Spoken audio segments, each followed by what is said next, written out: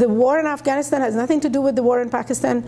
Pakistan has its own set of problems, and we have to see it within the Pakistani context. And as long as the Pakistanis think that we're going to leave, then they have felt a strong incentive to keep alive the Haqqani network and the Quetta-Shura Taliban as their proxies for trying to reestablish, control in parts of Afghanistan after we've left the job undone, because they would be so fearful of what they would see as an India-dominant government coming to power. And for them, that is anathema.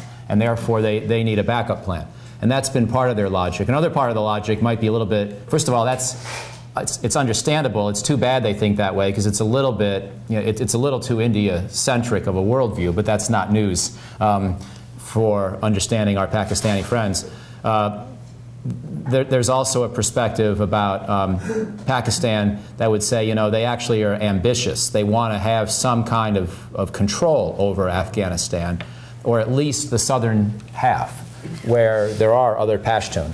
And this gets back to where I really do agree with Hassina's point. Either way, the right response by us is to do the job well in Afghanistan. So I think it's important to say what we did in Lisbon last fall, which is that we're there till 2014 and beyond to get the job done right.